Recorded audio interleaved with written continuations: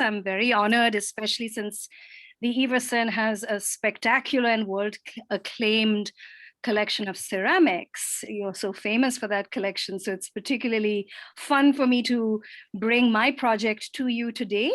And special thanks to all of you who have taken time out on a Sunday afternoon in Syracuse, New York, at least it's a Sunday afternoon, to join me. I'm going to share some thoughts with you.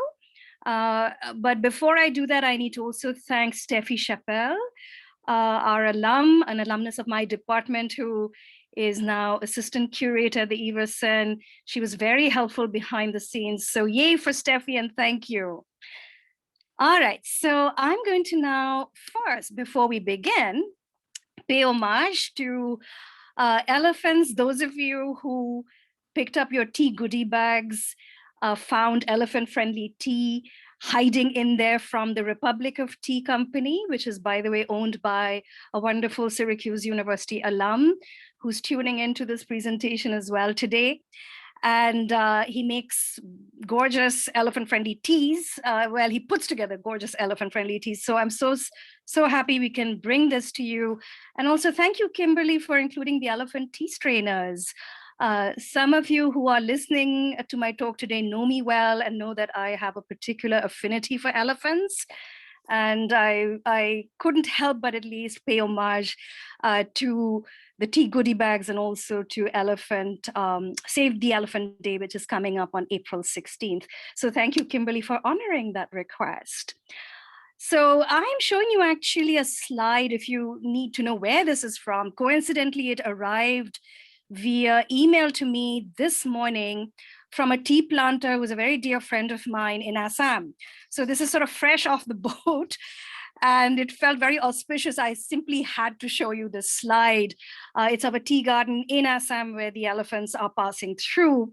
And I'm going to be talking about India today pre-tea industry. So even though you're looking at a contemporary photograph of a tea plantation in India, I'm going to take you back into the 18th century, back in time when tea was not industrialized in India.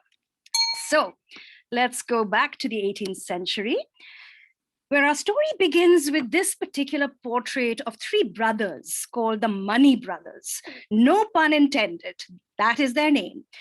And they are the sons of a very prominent East India Company director in London. Most of you, if not all of you, have heard of the English East India Company. Very powerful, if not the most powerful international trading enterprise at this particular moment in time. They are ferociously involved with the China trade, especially. And what's interesting about these three young men is that they represent visually three very polite gentlemen, right? So we have gentlemen merchants, gentlemen East India Company men shown to you. And I wanted to point out the fact that these are representative of the kinds of bodies that were mobile at the time. And you're going to see quite a few of them in the slides I'm going to show you. This is also about the mobility, of course, of goods, of commodities. So bodies, goods, and most importantly, wealth is mobile. And where is this mobility taking place? It's taking place across great oceans, great maritime stretches. And a wonderful reference to that can be seen in the background. You can see the ship in the background. In fact, let me try and get to a detail here. So you have an East India Company ship in the background with a flag. It's an East India Company flag, by the way. And one of the beautiful details of this painting, which, by the way, is in Greenwich, London, as part of the National Maritime Museum collection there. One of the beautiful details of the hands, very much the gesture of, again, polite, elegant gentlemen. And very interestingly, they point towards two cities. One points towards the city of Calcutta. The other points towards Canton, the port city in China. All three men, as I said, they're brothers, were in fact kind of intertwined with the maritime routes that flowed between London, Calcutta and Canton. They travel back and forth, especially between Canton and Calcutta. Now, I mention this in part because we forget sometimes that the focus on India, especially on a city like Calcutta in the 18th century, emerges out of the British interest in the China trade. The tea that comes along these routes is very expensive. So tea would literally travel from Canton all the way to Calcutta, maybe to some other ports that the British also controlled. So the British have several settlements now along the peninsula of India, including Madras and Bombay. And ships would sail around again the peninsula and then onwards to London, and from London, of course, towards North America, Boston, Philadelphia, etc. But on the way from Canton, from China to Calcutta, the ships had to pass through the Malay archipelago, which is a cluster of islands.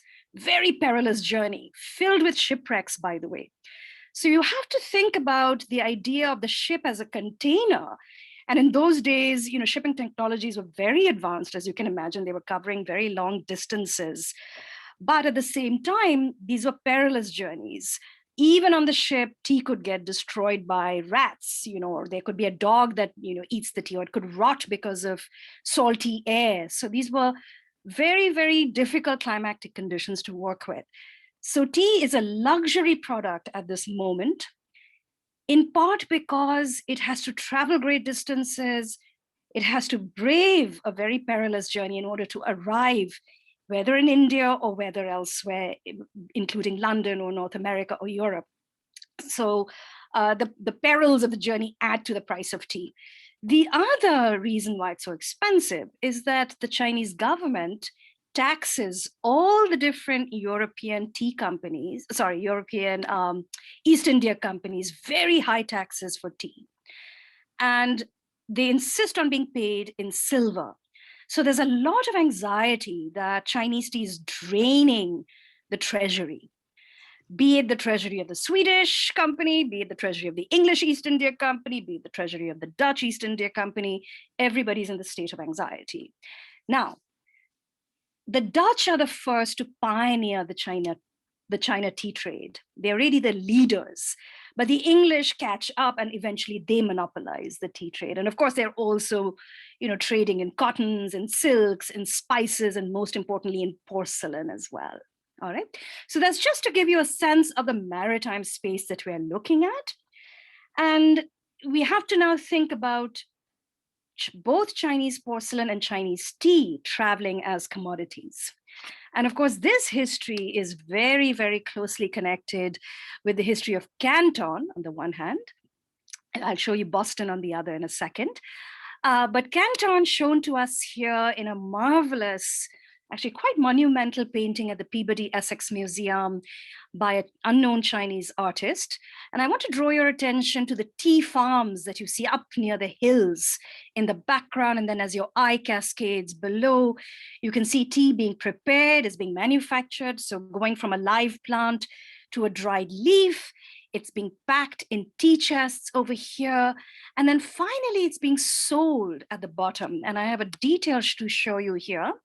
You can, in fact, see sort of hatted and suited and booted, either European or American. It could be tea agents who are buying the tea from Chinese Hong merchants who control the tea trade in Canton. Canton, as you know, most of you hopefully know, is Guangzhou, current day Guangzhou in China. And if you let your eye move back, you'll actually see, well, it's a little bit blocked on my screen, but you can see the big East India Company ships along the horizon line. So these local boats would travel along the river Zhujiang and take the tea all the way to the East India Company ships, which would then redistribute the tea across oceans and different ports. Now, as I mentioned, this story is, of course, intimately entwined with the fate of North America, the United States. And one has to think about, of course, immediately what happened in the Boston Harbor, that fateful, cold, wintry night, right, of December 16th, 1773. So I just wanted to point out that you can see a ship in the background of this lithograph here, hand-colored lithograph. It's a very famous Currier and Ives print. You can see the ship also carrying a flag, similar to what you have over here, the combination of flag and ship. Now, the ships in the case of the Boston Tea Party were they were whaling ships, interestingly, commissioned by the East India Company. But when you look at the flag, you are immediately reminded that once you're on board the ship, the tea chests, by the way, this was all East India Company tea, all right, that was dumped in the Boston Harbor that night. All of that tea is British property. Very important to keep in mind. And the flag signals that, right? It's like a flag of a country. You know, the same thing if you were to mark territory by planting a flag, same thing with the ship. And what I find fascinating about this, let's just go to the larger view of the print now, is that this is a moment when you realize that a Chinese commodity, right? It's a Chinese product that the British have bought and they're selling in different destinations now. This product is being repositioned thanks to the American patriots or the Sons of Liberty. It's being repositioned as a British commodity. This is super interesting, the slippage of identity, right? So we have the birth, shall we say, of a full-fledged colonial commodity now. Now, on this fateful night, just so you know, more than 340 tea chests were dumped in Griffin's Wharf in Boston Harbor. And the tea that was dumped was nearly $10,000 in those days, which in today's currency, and I've calculated this, would have been $1,629,848, basically. I mean, think about the amount. So nearly $2 million of worth of tea dumped here.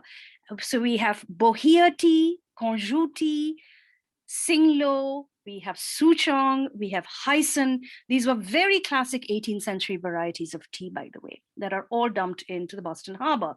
But as I said, Chinese tea is now repositioned as a British import. Very important for you to keep in mind.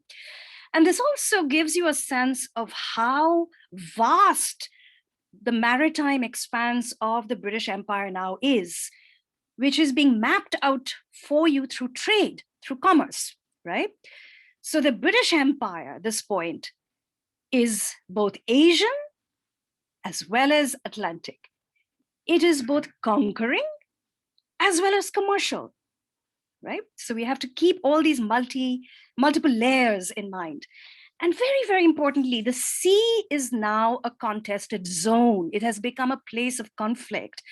And I've mentioned this before in other talks, that every time I look at images like this, to me, it looks very much like the Atlantic Ocean is turned into this giant teacup, right? Where all this tea is dumped in. So you've got the salty mix of tea and salt water in the ocean itself. But this is our first instance of an impolite incident, right? Something that goes right against the grain of politeness, because it's about revolt. It's about the American patriots famously, sort of dressing up as Mohawks, resisting anything that is polite British gentlemanliness, as we saw, for instance, in the portrait of the Money Brothers. So our first problem with politeness has emerged right now. Now, this also makes sure that we understand tea as a very problematic import, that it is, in fact, the trigger for revolution, trigger for revolt. So going back to our lovely juxtaposition here to see this portrait side by side with the print, whenever I look at this combination, it immediately tells me, as an art historian, that what we're looking at is, again, that politeness versus the impoliteness, but also a very important transition in the history of the British Empire. Some of you may know this, some of you may not, but it's the loss of the North American colonies that inspires Britain to refocus their attention on India, to make it even more in other words, their efforts in India escalate. So the British have been in India. The East India Company has been in India from the 17th century onwards. But by this time, thanks to the American Revolution, they will concentrate their effort even more so on India. All right. So historically, both countries are very deeply connected through empire. All right. So on to a little bit of geography for those of you who are a little unfamiliar with the parts of the world that I'll be talking about. So once again, Calcutta is situated right here off the Bay of Bengal, strategically situated. And the map that I'm showing you of India and onwards through Southeast Asia and East Asia also shows you Canton, right? Right there. So you have 3,000 nautical miles between the two cities. But again, very conveniently located for ships to come in and out. And Calcutta would also develop a shipbuilding, by the way, industry. A lot of ships came from Britain, of course, but Calcutta and Bombay would also become very well known for their shipping industry as well. I'm excited about showing you Calcutta in part because that's where I come from. That's my hometown. I was born and brought up there. So it's always thrilling for me to go back to my home city. I should add that till this day, Calcutta is the center, it's the hub of the entire Indian tea trading scene. So it is filled with multinational tea companies. It is where the Indian Tea Board is headquartered. It is where the Indian Tea Association is headquartered. The Tea Research Association is headquartered. So it's still very much a vibrant hub of the tea trade as it was being developed in the 18th century. And I'm going to spend a lot of time with this picture today. It's one of my favorite paintings because it's a very rare image of tea drinking right outside the city of Calcutta, in a country estate most likely, painted by an extremely famous artist, Johann Zuffini. Zuffini was a court painter. He painted portraits of the British royal family, including Queen Charlotte. Some of you may be familiar with his paintings. And he went and lived in India for many years, in part because it was a great place to build your bank account, shall we say?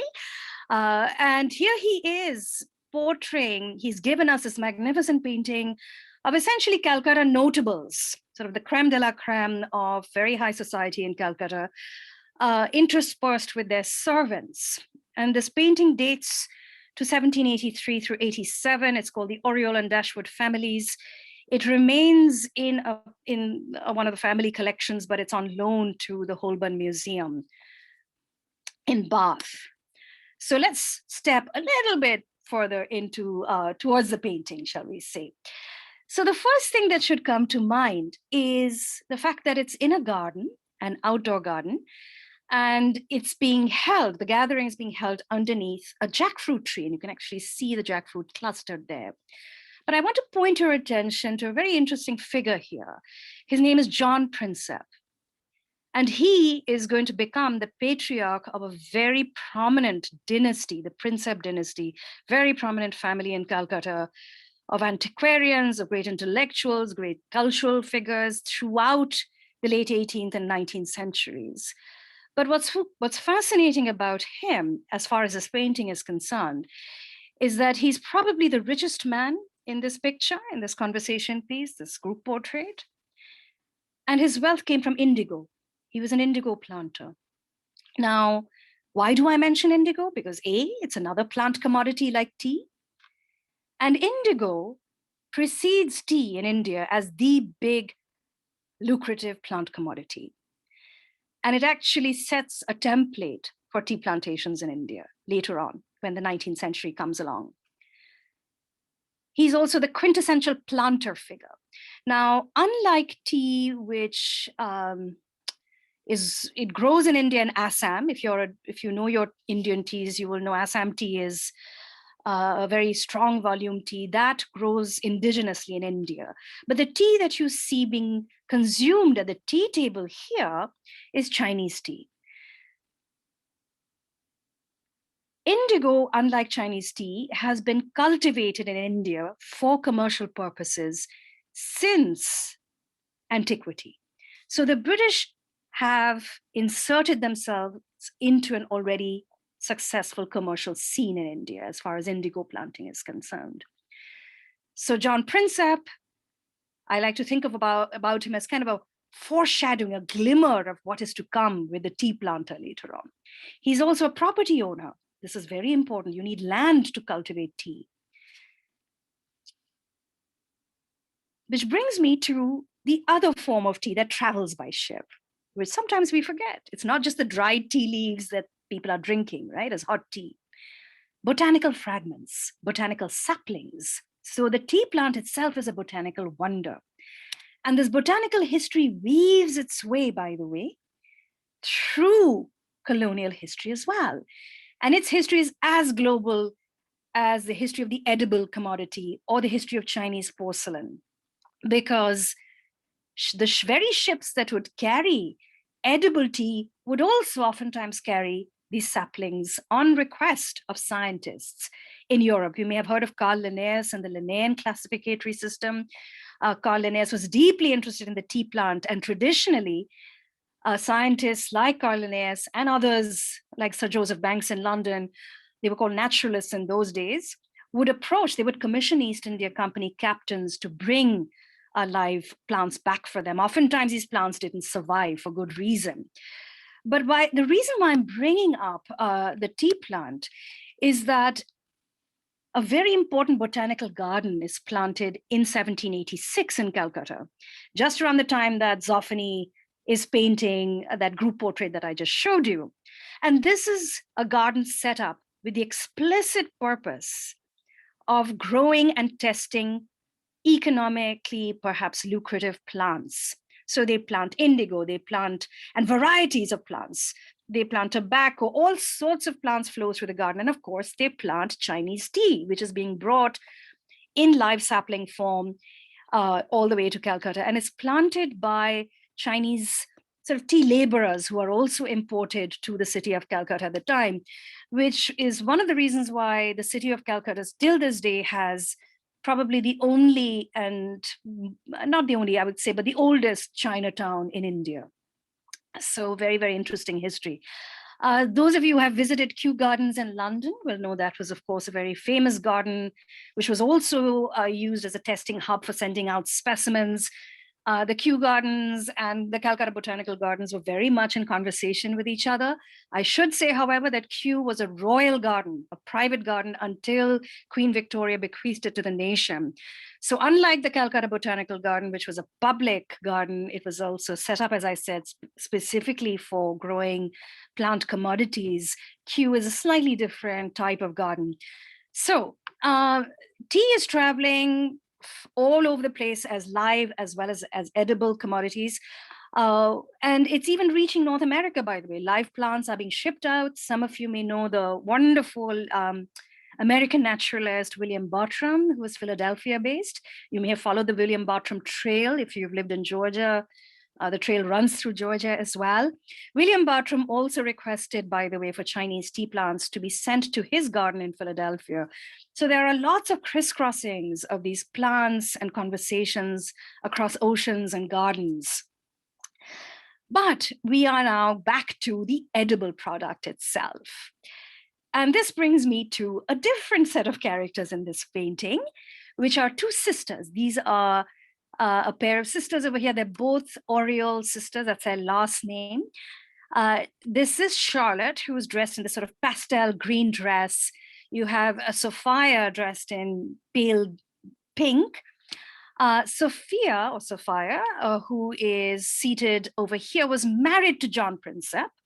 Charlotte was married to Mr. Dashwood, very high-ranking officer in the East India Company in Calcutta. So just so you know, the East India Company is, it has a hub in Calcutta, it has a hub in China, it has a hub in, of course, London is where the big headquarters are, and it has other hubs all over the place. So it's a very global presence. All right, so going a little bit close to the two very polite ladies now, right? So here we have Zuffini giving us these very pale complexioned women. They're, by the way, of Huguenot descent, but British, settled in the city of Calcutta, enjoying their tea. And I wanted to show you the table now, the tea table around which they gather. And if you notice, it's kind of the nucleus of the painting here. They're the nucleus of the family, in other words. So the tea table has a silver teapot balanced on a silver salver by a boy servant who is Indian. And we have an adult Indian servant pouring hot water, about to pour hot water from this tea kettle into the silver teapot. And on the table are, of course, those gorgeous handleless porcelain cups, right? Teacups from China. Again, all Chinese export porcelain, which were, by the way, by this time being produced a dime a dozen for trade markets out in Europe and, of course, Britain and America as well. The silver teapot, however, on that silver salver is a very interesting object because it's an heirloom piece that still exists in the Dashwood family. So here is, again, Charlotte, who is married to Mr. Dashwood. Her descendants still have this teapot in their family. And apparently Zuffini insisted that the teapot be inserted because this was something he did quite frequently with his sitters. He would make sure there was a personal memento of sorts inserted into the images that he would paint. Now, if you haven't noticed this, there are two other objects on the tea table. These little urn-shaped objects, both are silver. One would have been a silver tea bowl. The other would have been a tea caddy. And in fact, I'm showing you a silver tea urn, a silver bowl, crafted by none other than the legendary Paul Revere to your right. That's in the collection of the Metropolitan Museum of Art. And then to your left, I'm showing you a silver, again, tea caddy. Both of them are caddies. So the silver tea caddy on top from an auction site. The one below is really interesting because it's very ornate and it's from the period of George III. But this is precisely the kind of sort of luxurious tea table that people would want to show off at this particular moment, be it in Calcutta or in Boston or Philadelphia or London or Manchester or wherever else you were. And what I love about this detail here is that the tea table, and note how Zuffini does this, he very slightly, this is a very subtle move, he gently tilts the table towards us. So you can actually see some of these surfaces even better. It's a very subtle tilt. It's not sharp, right? Also, what's fascinating, I think, about the tea table is that you've got these mixtures of surfaces, hard metallic surfaces, gleaming, playing off these glistening porcelain surfaces, which kind of match what's going on with the women's outfits as well, right? They're in these shimmering silks, very reflective surfaces again. And again, the pairing of the tea caddy, the two urn-shaped pieces, the tea caddy and the sugar bowl, the pairing is also mirrored by the pairing of the women. So it's women who control the ceremony here. And this is something to also keep in mind, that coffee traditionally in Britain at this time was consumed by men who would gather in coffee houses, very public spaces of power and conversation and intellectual exchange. Tea was no less intellectual, but it was a domestic ritual and it was controlled by women. And I've done a lot of research in the Huntington Library, where they have tons of 18th century ledgers from Britain, where you can actually see what kinds of teas were consumed in which house, sections of the house, and how women would choose their guest lists very, very carefully. So they were in charge of the ceremony. So in a way, they controlled who came in and out, who were the people included in these circles of politeness that they constructed, right? We will talk about the servants in a minute, but I wanted to set up the stage for you to also see that it's between these gleaming surfaces of the objects, the dresses of these women, and then think about the dark complexions of the other figures, of the Indian servants. This is all about positioning European beauty next to these darker complexions. And this is, by the way, a very commonplace practice in European art and British art as well.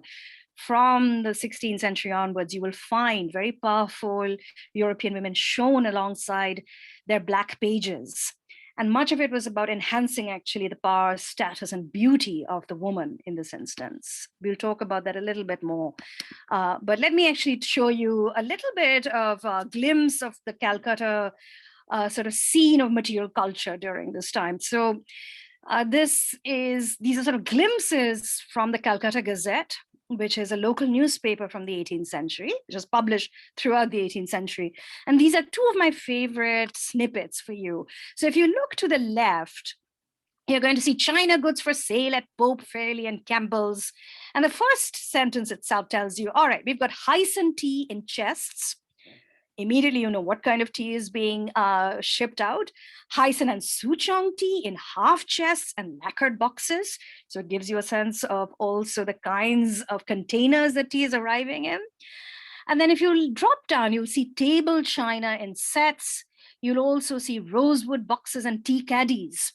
So all these goods are filling homes in Calcutta now. And then we've got to the right side, poor Mr. Coates, or rather Coates, who puts out an advertisement for stolen goods. These were goods that were stolen from his house on the river Hooghly, which is a river that flows through the city of Calcutta. And I guess he was so pained by his experience that he decided to put out an advertisement saying, hey, if you've seen these, please return them to me if you can find them.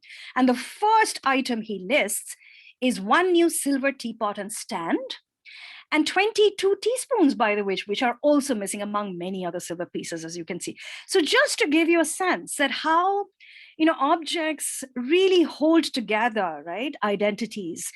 They produce their own histories. And sometimes we forget, we only see them as reflections of histories, but material culture is constantly producing these local as well as global histories that I've been showing you so far. It also tells you about, again, as I said, the mobility of wealth, of also a sense of the sort of the cultural preferences, which now revolve around tea drinking itself. So back to our ladies here and to the tea table that we're seeing before us.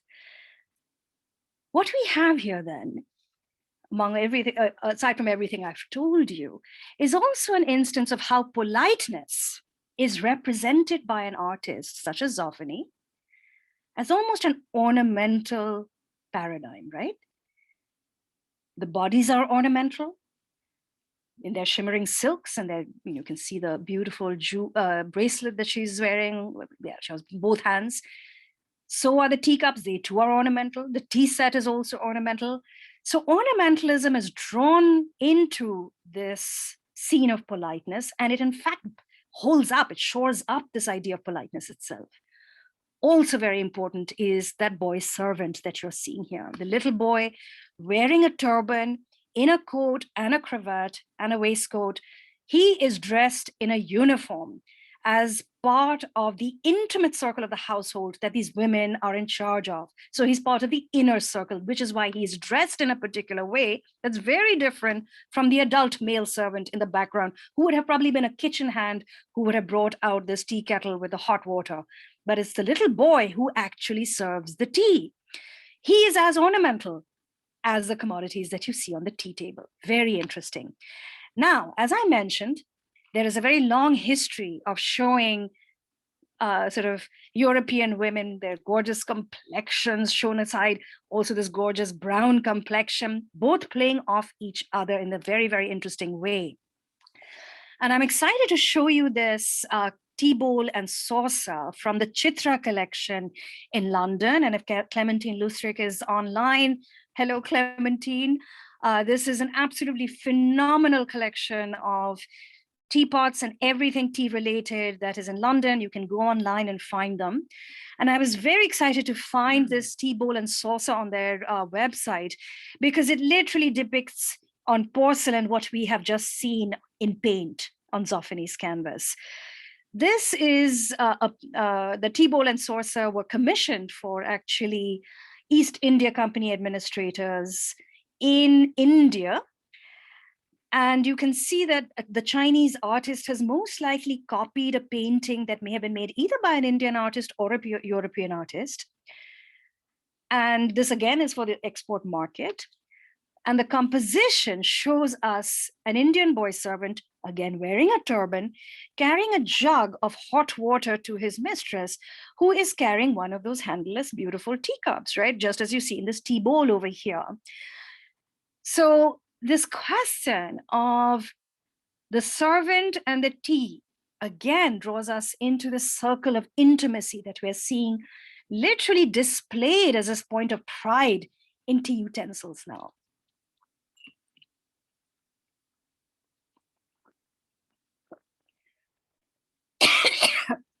All right, long history now. So this is an Indian boy servant. There's a lineage that this particular pairing of Indian boy with European woman in a tea ceremony comes from. And I'm showing you a pendant from England, which dates to about 1750. And you can see a black page, an African servant here, probably a slave, with a copper kettle, bringing it to the tea table, where you have a group of women enjoying their tea, and there's even a small blue and white porcelain teapot replicated in this pendant. So tiny piece, but again, this question of intimacy shown in an intimate object, right?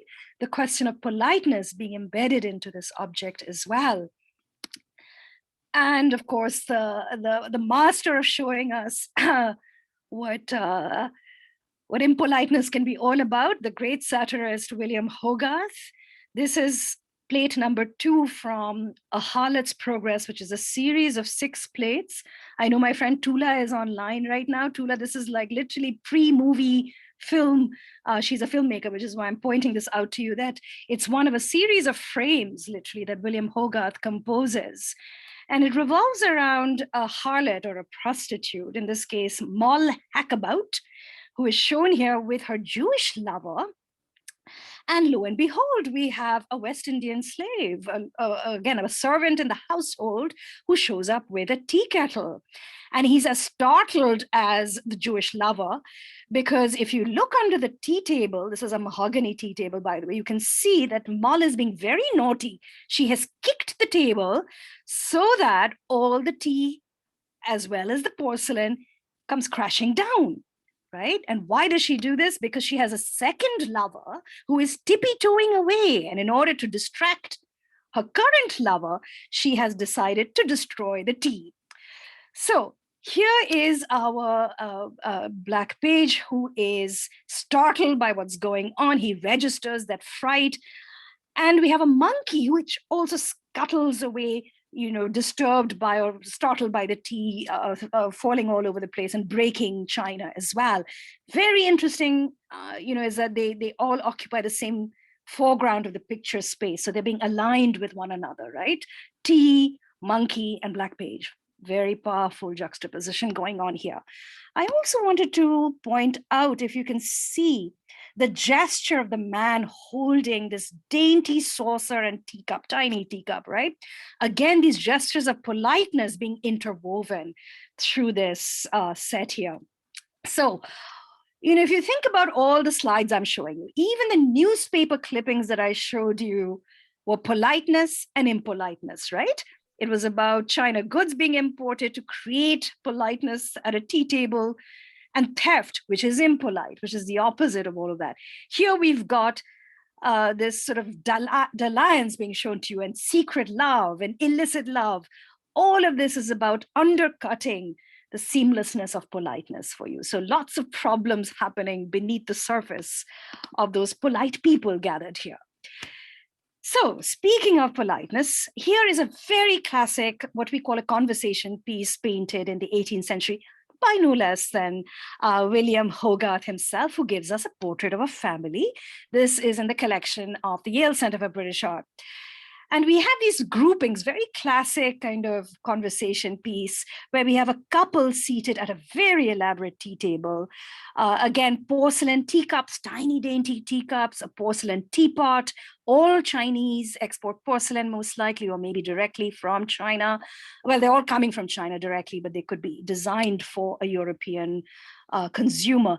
And once again, those dainty gestures, she's offering him the saucer and he's just lifted his teacup. So you have the sense of movement built in, but very, again, polite in the way in which they interact with each other. And then if you look at the man standing beside her, he in fact is pointing in the direction of someone else. And I'm going to talk a little bit about that someone else in a bit, but I just wanted to flag that gesture there. But let's think now in terms of porcelain and bodies, human bodies. One of the things about these paintings that I'm showing you is that they're, number one, they're static objects, right? They don't speak.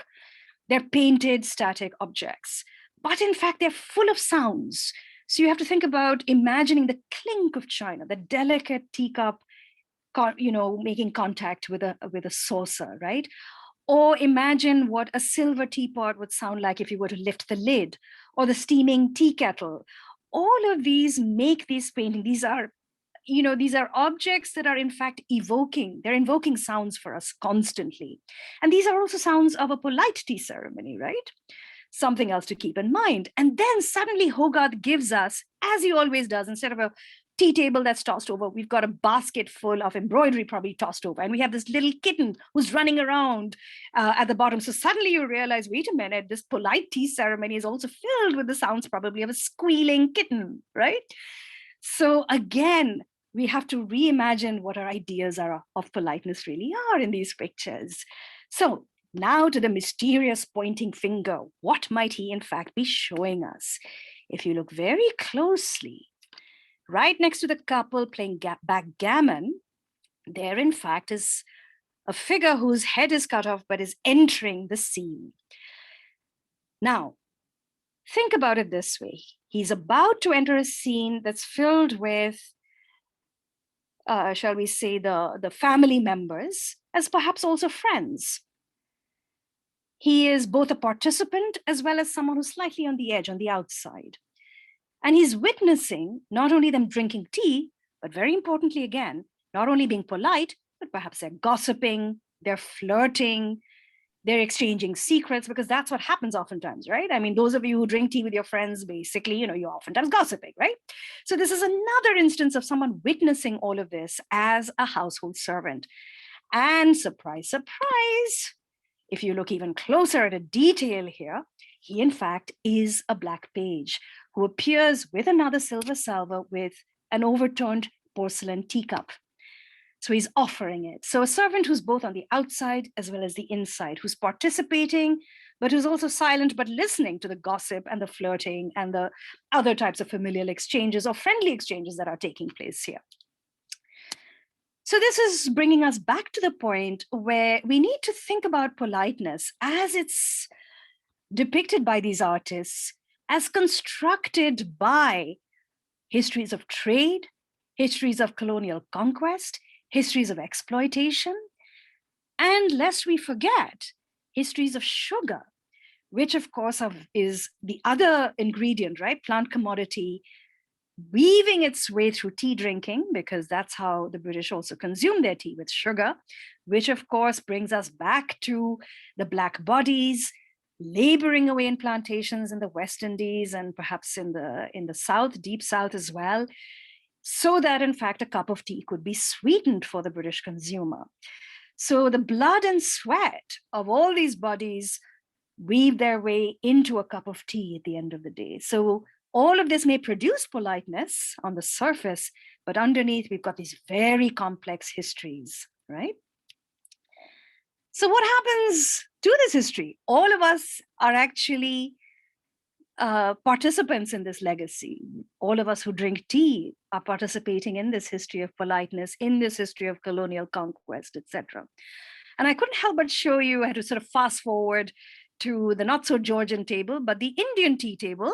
This is a group of men in the city of Calcutta, shown in 1920 in a tea advertisement. It's a wood engraving who are dressed as sort of westernized Bengali babus, and they're all drinking cups of tea with an Indian servant appearing with a teapot in the background. So they have now supplanted the European bodies, right? So just to sort of bring up these questions of what happens with tea drinking. And then I couldn't help but include this absolutely charming watercolor and ink drawing from the Syracuse University Art Museum. So my university museum by Mary Petty, who was a wonderful artist who made drawings for the New Yorker, illustrations for the New Yorker for many, many years. This dates to 1948, and you can see that a tea party is in progress outside. Every time I look at this image, I'm constantly reminded of those grand decaying, beautiful mansions along Onondaga Boulevard in Syracuse. So it could be, in fact, it looks like one of those mansions, and there they are drinking tea, which has now become an even more polite drink, right? As time goes on, we can't separate ourselves from these sort of polite ceremonies. But again, keeping in mind now going forward that when you drink your cup of tea, hopefully you'll be reminded of all of these legacies that mingle in your teacup. So thank you so much for attending. And on that very polite note, I hope you have a very good afternoon. And I'll take any questions if there's some time for that. Yes, absolutely. If anyone has a question, you're most welcome to just, you can just turn your mic on and your camera on, or you can write your question in the chat.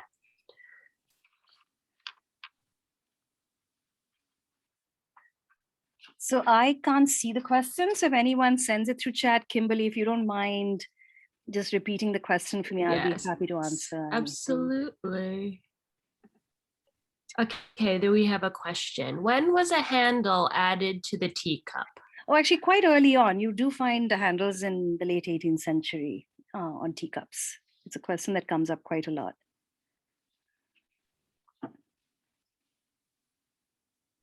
Romita, if you stop sharing your screen, then you should be able to see everybody. Oh, okay. Thank you, Tula. And there we go. There you go. Okay, but I did want to at least keep the video, if need be, I can show you some slides if I have to visit them. All right, thank you. Any other questions? Yeah, any other questions? How long does it take tea leaves to dry? Okay, Yvonne. So this is a very interesting question. Tea is usually plucked, the best teas are plucked in the spring season. And once they're taken to the factories, they go through a pretty quick drying process. It doesn't take too long. It could take a couple of hours, it can take hours, but nowadays with technology, it goes through several drying processes to make a good quality tea. And there are different kinds of, different types of drying timings for different types of tea, but it doesn't take too long. So it doesn't take months, in other words. Once it's plucked, in fact, it should be processed right away because you retain the freshness of the tea. Okay, so what are the, so Geraldine Forbes has asked, what are the early paintings? Okay, what are the earliest images of Indians drinking tea? So Jerry, this is a really interesting question. It's very hard to find any paintings of Indians drinking tea in the 18th century. But you certainly have Indians drinking tea from when tea is commoditized in India as Indian tea.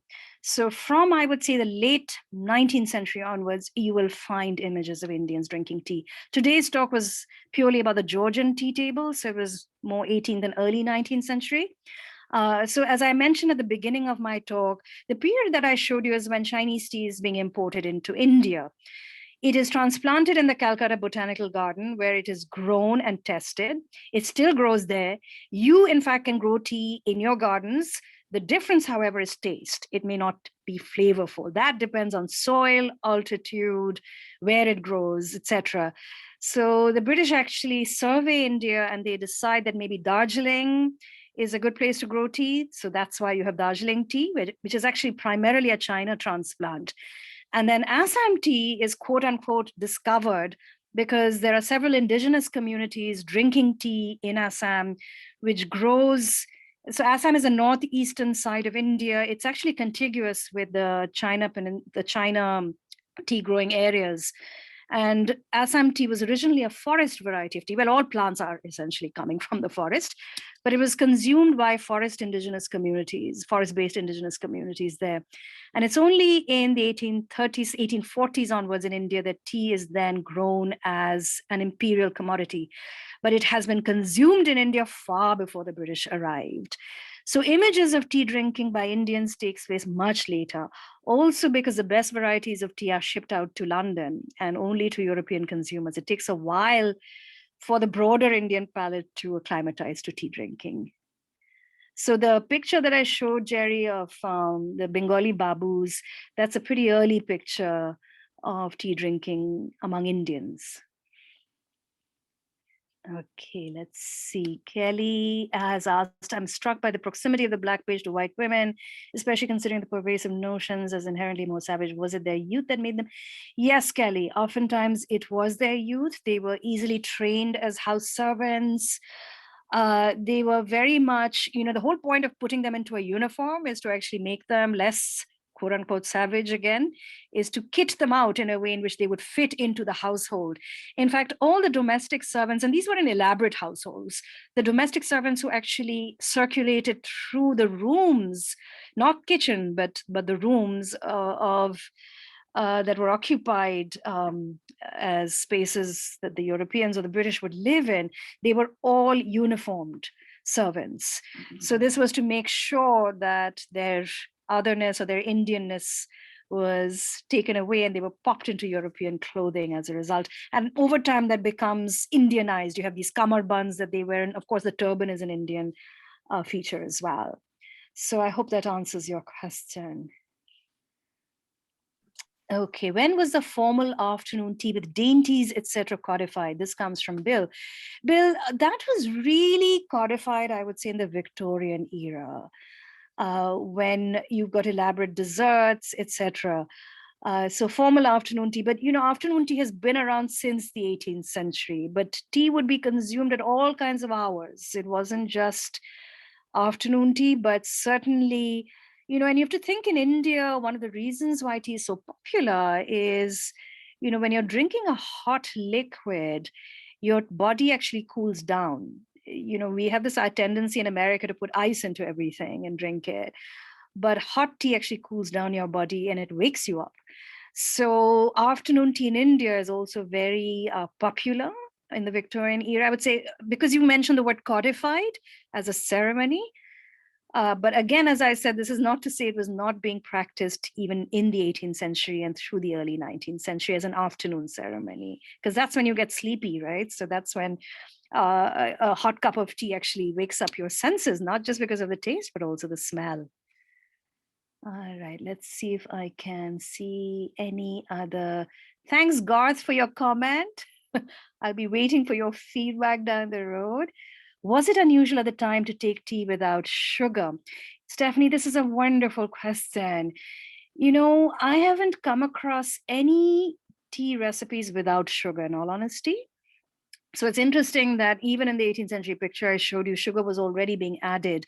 And I think a lot of this is, keep in mind that taste is driven by commerce, is driven by business. If you think about the idea of Coca-Cola culture, why do people drink Coke? Because it is being marketed to you. And remember, sugar is being ferociously marketed, right, from the West Indies and those British colonies. Otherwise, how are they to even justify slavery, etc.? So that is coming into this picture at any given moment. It's sweetening desserts, it's sweetening coffee. So why not use it to sweeten tea? So these are all histories that are guided by commerce and wealth again. All right, so did fine porcelains develop as tea became popular? Patricia, absolutely yes. In fact, and Garth Johnson, who's the wonderful curator of ceramics at the Everson, can give you much more of a sense of this, but I can tell you this much, that kaolin, which is the clay used to make porcelain, and especially fine Chinese porcelain, the techniques of making that porcelain, the chemistry involved, took a while for the Europeans to perfect. So Chinese teacups, and yes, most of the Chinese teacups came from China, but at the same time, we find in the 18th century, a European industry now develop that also makes fine china, fine porcelain. So you look at Staffordshire, you look at Meissen, They're all luxury goods, of course, but it took a while for the Europeans to figure out the exact chemical process and mixture to be able to replicate that kind of delicacy and finesse and, of course, design. All right. So Chinese don't use sugar. And as you know, they look down on the Brits drinking their tea with sugar as well. So very much as, a liquor tea, right? And in fact, Darjeeling tea is also very flavorful. It's very delicate, like a good sort of a silver needle tip tea or something like that, I would say. And if you drink Darjeeling tea in India, technically you should put just a tiny dab of milk, not more than that, because it's much more of a China variety. Assam tea is much stronger, so it requires more sugar and milk, I guess. So let's see, were portraits commissioned specifically showing tea drinking as a way to highlight? Yes, absolutely. So the question is, were portraits commissioned specifically showing tea drinking as a way to highlight the politeness of the sitter's reputation? Did sitters request a specific ceremony be captured in the painting? Absolutely, yes. When you were shown as polite figures, you were shown as genteel figures, right? And the paintings that I showed you today are expensive commissions. You could not buy a painting from Zuffini unless you had deep pockets. You couldn't buy a painting from William Hogarth if you didn't have deep pockets. So these are very wealthy people who are choosing to represent themselves in certain ways. So this is all about self-choreography. It's about how do you want to have yourself shown. And of course, you want to have yourself shown as a very polite figure. And remember, because tea is an expensive commodity and porcelain is expensive, so is silver, you of course choose to show a domestic ceremony filled with all sort of the creme de la creme objects of your household, right? So you're showing off without being too flamboyant. You're still polite as you show off. So a very understated way, a very stiff upper lip way of representing yourself. And of course, of the artist also representing you in turn. Okay, thoughts on chai from Garth. Oh my goodness. So chai is, of course, a ubiquitous word. The word cha, by the way, is from China. When you add an I to it, oftentimes you think of it as chai, which is Indian. There are different ways of drinking tea in India. So depending on where you are, if you go to the south of India, by the way, coffee is much more predominant. The north of India drinks chai, which is, of course, a very strong mixture of black tea, spices, cardamom, cinnamon, milk. And if you think about the Silk Route, that famous trading route that goes through the north of India as well, through Kashmir, through Pakistan's northern side. These were all trade routes through which tea has been traveling through centuries, far longer, far earlier than the British arrived, right? So chai is an outcome of that. There's also a wonderful Tibetan tea horse road that comes from China, winding its way through Sikkim and Darjeeling as well. That too is a traditional tea route that has been around far before the Brits arrive, and that also winds its way through Burma. So there are other commercial routes through which Chinese tea, by the way, is circulating in India and is being changed into chai in different parts. Now, if you drink tea in a place like Calcutta, which has a very strong tea planting community, by the way, because the tea industry is headquartered out of there. So depending on which families you come from, my parents will not drink chai as in the masala chai at home. They will drink, and this is an eternal battle, by the way, in my household, because my father and I love Darjeeling varieties. My mother loves Assam. We are also very particular about which tea estates we drink tea from, just as you would with wine. So there are particular tea estates that we favor over others. So, there are many permutations and combinations here. The Parsi community in Bombay, by the way, which was very involved with the 18th century and 19th century tea trades out of Hong Kong. You may have heard of the Tata Foundation out at Cornell, or the Great Pierre Hotel in New York, which is owned by the Tata family. The Parsis were very involved with the tea trade and were very avid collectors of Chinese porcelain as well. So there are Indian